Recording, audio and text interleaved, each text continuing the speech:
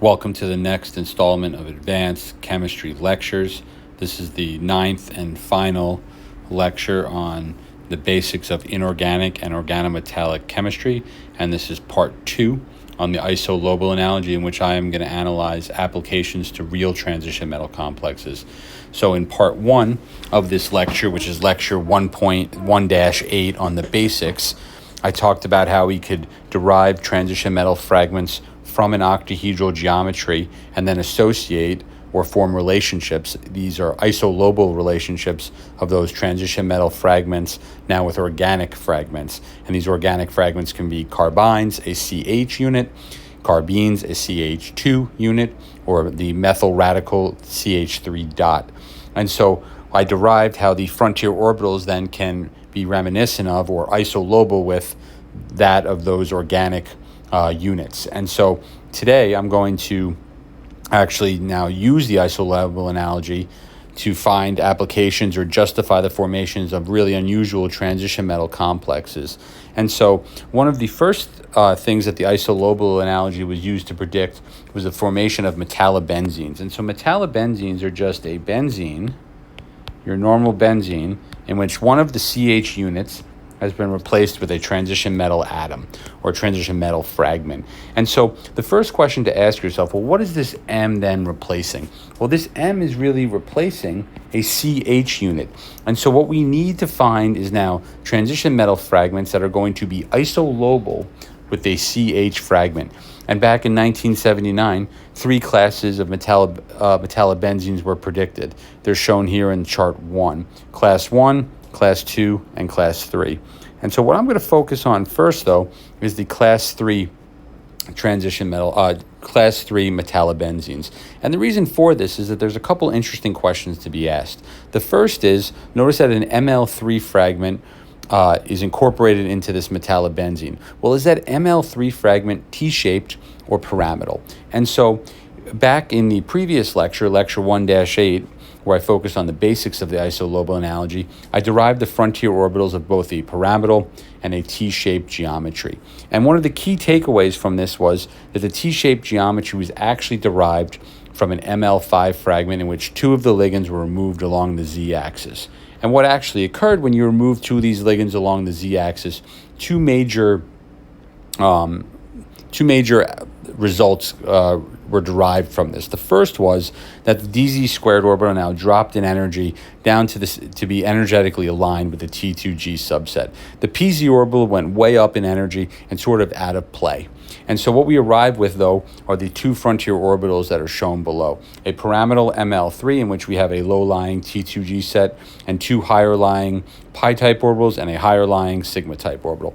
In a T-shaped geometry, we have the same low-lying T2G set, now accompanied by a dz squared orbital and a single sigma-type orbital.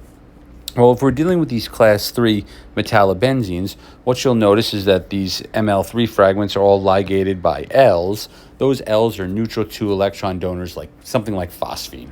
And so if you have a neutral donor ligand and on these transition metal fragments, that means that these are cobalt, rhodium, and iridium 0. Those ligands are neutral, so the oxidation state of the cobalt, rhodium, and iridium center is 0, and that means that these are D9 centers. Well, now let's populate our frontier orbitals with 9 electrons. The first 6 go into the T2G set. Electron 7, 8, and 9 then form 3 singly occupied frontier orbitals, 2 of pi symmetry and 1 of sigma symmetry. If we take the same approach to the T-shaped ML3 fragment, the first 8 electrons go into the first 4 low-lying orbitals. The 9th electron goes into a sigma-type orbital of sigma symmetry. And what we now know, on the basis of the last lecture, lecture 1-8, is that if you have a CH fragment, what you have is a carbon atom that is sp hybridized. One of the 2 sp hybrids is used to form a bond to the hydrogen atom. The remaining 3 electrons are then present in the one is present in the other sp hybrid. While that other sp hybrid has sigma symmetry, just like this orbital, the other 2 electrons are now singly occupied in the 2 unused 2p orbitals. those have pi symmetry. And so what we know is that is we have a frontier orbital environment with two pi-type orbitals, both singly occupied, a sigma-type orbital also singly occupied. This is isolobal with CH, and as you know, two CH fragments can get together and form molecules like acetylene. Here we're actually focused on the CH fragment because we want to incorporate it into a benzene fragment. And so what we now know that is that if we have a ML3 fragment that's incorporated into a metallobenzene, only in the pyramidal ML3 is it isolobal with CH. And in fact, we can actually now observe that the ML3 pyramidal geometry, if it's D9, it is isolobal with CH, which is what we're looking for. The T-shaped ML3, if you have a singly occupied high-lying orbital with only one electron and a sigma-type orbital, you're isolobal with the methyl radical. That's not what we're looking for. We're looking for isolobal with CH, and so it turns out these metallobenzenes of class 3 are D9. They are isolobal with the CH fragment. The metal center is going to have a pyramidal geometry, and if we look at the X-ray structure, notice that the iridium center, which I'm going to highlight right here, is incorporated into the metallobenzene over here. But notice the orientation of the three phosphine ligands. They are pyramidal. The P iridium P angles to all three of those phosphine ligands is approximately 90 degrees. If you have an ML3 fragment that is class 3 that's incorporated into a metallobenzene scaffold, it needs to be isolobal with CH. It is a D9 ML3 pyramidal transition metal complex. Well, what about the other two? The other two classes are really ML4. Notice the transition metal fragment in both cases is ML4.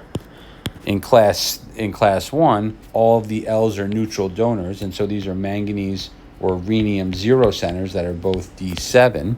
On the other hand, in class 2, two of the ligands are actually X-type donors. X-type donors just means that they are anionic, and so in both cases here, these are now cobalt, rhodium, and iridium 2 centers. These are also D7, and so what we're looking at here is two ML4 fragments that are D7, can they be isolobal with CH, and can they support metallobenzenes? And in fact, they can. But how? If we look at the ML4 fragment that has D7 electron configuration, you'll notice its frontier orbitals look like this. The first 6 electrons go into the T2G set. The 7th electron populates a higher lying orbital of pi symmetry. Well, this sort of looks like CH2+. If there was an electron, a second electron present in the sigma-type orbital, it'd be isolobal with CH2. However, so this looks like it has one less electron. So it looks like it's isolobal with CH2+. Well, what we know is that via the deprotonation analogy, any compound that is like, let's say, CH2+, is isolobal with CH itself. And the kind of general formula of this is that any fragment that is CHN plus is isolobal with CHN minus 1. And so the CH2 plus fragment is kind of on its side here. That's the isolobal on its side. CH2 plus is actually isolobal with CH. And so how is that possibly true? Well, let's take an electron that's present in the T2G and promote it up into a higher lying orbital. If we do that, we notice what we do. We now generate a singly occupied pi-type orbital that's in the T2G set. We have a second singly occupied pi-type orbital that's a little bit higher lying, and now we have a singly occupied sigma-type orbital. This is directly isolobal with the CH fragment. That is why that class 1 and class 2 compounds can support metallobenzenes. They are directly isolobal if you have an ML4 fragment with a D7 electron configuration via the deprotonation analogy that a CHN plus fragment is isolobal with CHN minus 1. And so what this again means is that CH2 plus is isolobal via the deprotonation analogy with CH. And we can see this type of relationship pan out in this type of transition metal complex. So perfectly lines up, nicely predicted by the isolobal analogy. Well, do these ML4 fragments, can they support other transition metal complexes? And in fact, they can. And one kind of very popular, very common ML4 fragment is the rhodium CP carbonyl fragment. This is rhodium 1, which is D8. This is a 16 electron fragment. 6 more electrons from the CP plus 2 more electrons from the CO. 8 plus 8 is a 16 electron fragment. Well, CP can be thought of sort of as a tridentate ligand that actually is bound in a facial fashion. So CP forms one sigma bond to a transition metal center and two pi bonds, but it can be thought of as binding to a transition metal center in a facial fashion. What this does is then leave CO in the fourth position.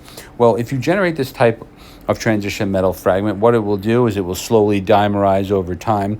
The COs will settle in the ground state into a bridging position. Well, you now have a rhodium-rhodium dimer. Can you actually predict with the isolobal analogy what the bond order of that dimer would be? Is the rhodium center going to be supported by a single bond, double bond, triple bond, or something else? And so if we look at the frontier orbitals of the D8 ML4 fragment, it looks something like this. The first 6 d electrons go into the low-lying T2G set, electron 7 populates the pi set, and electron 8 populates the higher-lying sigma orbital. Well, this is directly isolobal with CH2. Remember, CH2, the carbene fragment, the carbon atom is sp2 hybridized, and so this is an sp2 hybrid orbital that has sigma-type symmetry. Well, there's an empty p orbital on carbon as well. A carbene is a triplet, and so we have a unit that looks something like this. Well, if two carbenes get together, here's another one. Again, a singly occupied electron in the sp2 hybrid type orbital. You then have an unoccupied 2p orbital with another electron. Those two fragments to get together and form ethylene. Well, a very similar situation can take place in a D8 ML4 transition metal complex that is isolobal with CH2. So the two ML4 fragments can dimerize. That would then lead to a rhodium-rhodium double bond. The bond order is 2. This was also further confirmed by X-ray crystallography. Here's the crystal structure. And so the fact that the D8 ML4 fragment is isolobal with CH2, well, if it dimerizes, two CH2s get together. When two CH2s get together to form ethylene, the two carbon atoms are supported by a double bond. The situation is exactly the same here. The two rhodium centers are supported by a rhodium-rhodium double bond.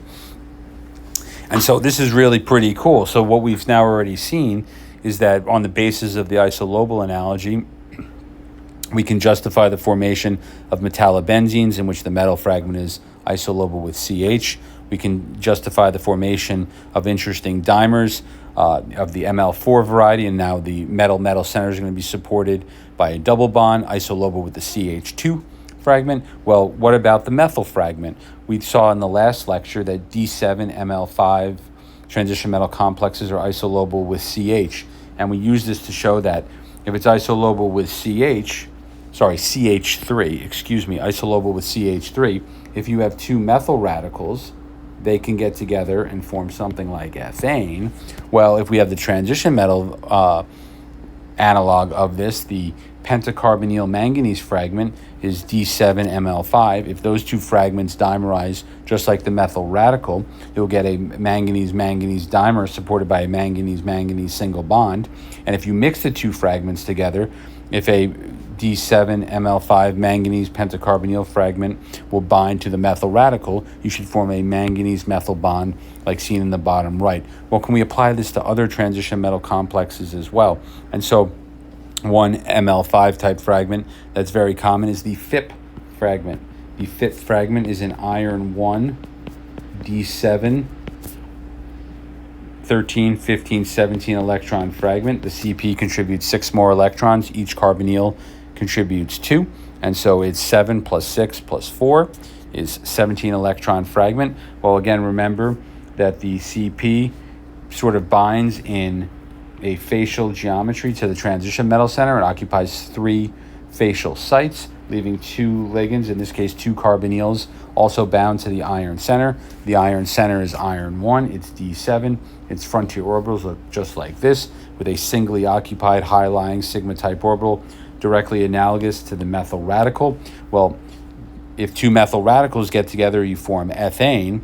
Well, we saw that if you had then the manganese pentacarbonyl D7 ML5 fragment can then bind to a methyl group in a similar fashion. Does the iron group bind to a methyl group as well? And in fact, it does. Here you now form an iron methyl compound. This is iron 2 D6 18 electron compound.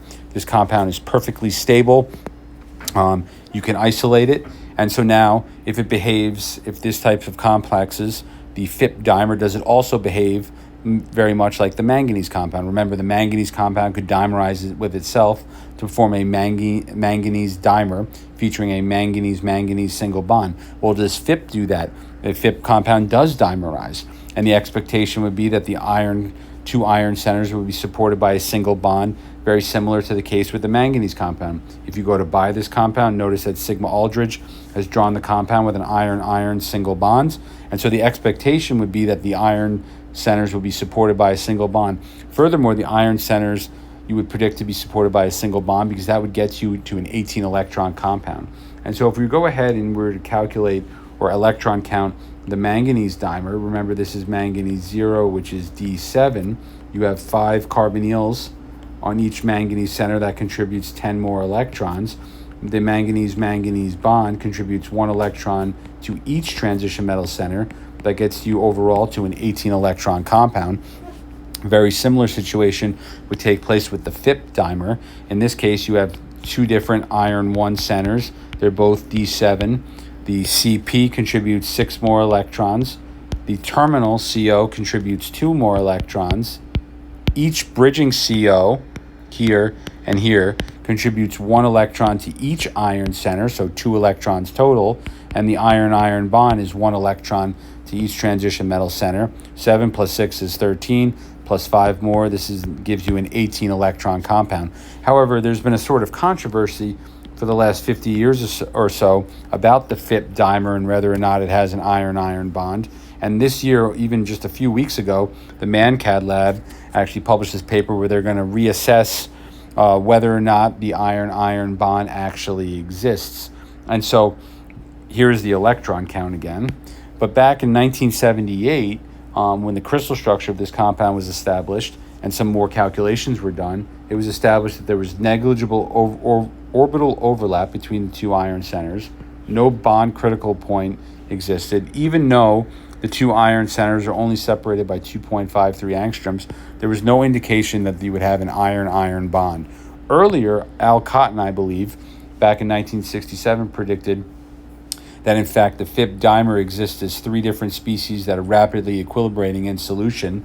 2 dimers with no iron-iron bond and a multi-centered interaction, the trans-FIP, in which the CPs are trans to one another, and cis-FIP, in which the CPs are cis to one another, and those 2 complexes could exchange with one another via the unbridged FIP dimer. Notice that the unbridged FIP dimer is an 18 electron compound. It's iron 1, which is D7, plus 6 electrons from the CP, plus 4 electrons to each iron center from the 2 carbonyls, plus 1 more electron from the iron-iron bond to each iron center. This would also give you 18 electrons. But using new methods and new techniques, the ManCAD lab was able to crystallize, again, both the manganese and iron dimers. And what they found was that if you actually calculate the Mayer and Weiberg bond orders of the iron compound, that the iron-iron bond was found to be far less than 1. 1.0 is consistent with a single bond. Any bond order that's way less than 1, like those indicated here in the red box, there's really very little bond character in them. Furthermore, the ManCAD lab was actually even analyzing this on the basis of the Isolobal Analogy. If one considers the FP2 FIP to be a dimer of the FIP radical, this is exactly what we're doing. We're treating it as an ML5D7 compound. Then upon dimerization, the single iron-centered electron becomes delocalized to the carbonyl O atoms and the second iron atom. So the delocalization is shown here. Notice that on the metal center, you don't even have half an electron.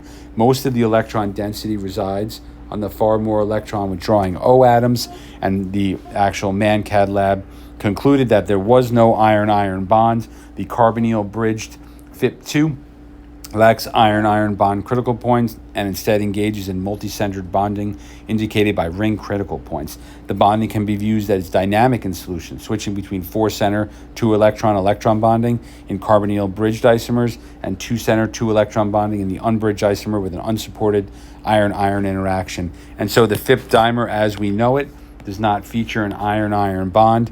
And so in this case, the isolobal analogy turns out not to be quite perfect. You would predict the two iron centers are connected by a single bond. However, they do not appear to be that way. So the isolobal analogy isn't perfect in all cases. This is one such case. But I will note that the ML5 fragment is a remarkably versatile fragment. We saw already that it can support metal-methyl bonds. We saw this with the FIP fragment as well. Back in the past lecture, we showed that it could support carbenes. And so in the previous lecture, you can go back and look. I showed that the chromium pentacarbonyl fragment could support a carbene. I was able to justify this on the basis of the isolobal analogy. And so if we look at the frontier orbitals or the molecular orbital diagram of the chromium pentacarbonyl fragment, that is chromium 0, which is D6.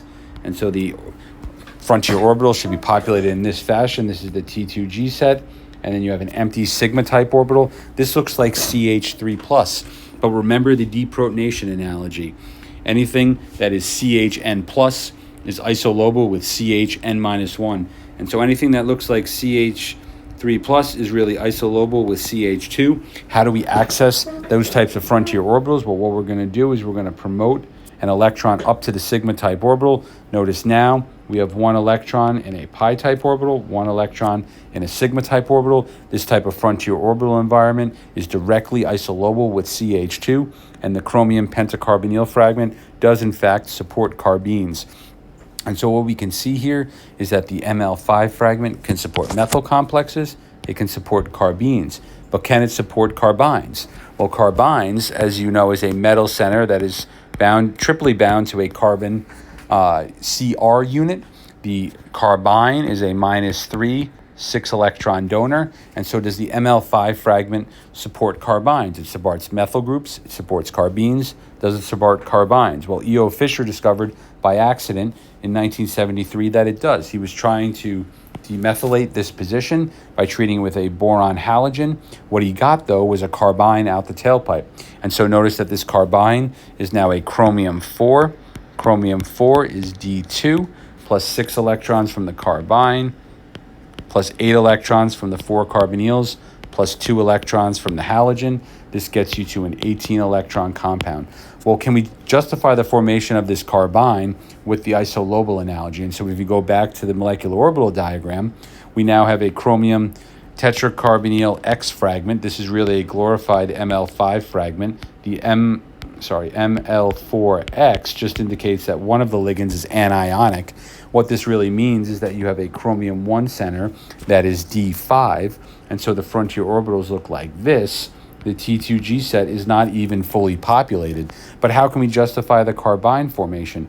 Well, what we're going to do here is take an electron in the T2G set and promote it up into the sigma type orbital that is higher lying. Well, if I kind of zoom into the frontier orbitals now, again, I have an ML4X fragment that is D5. What I'm going to do is take one of the electrons in the T2G set and promote it.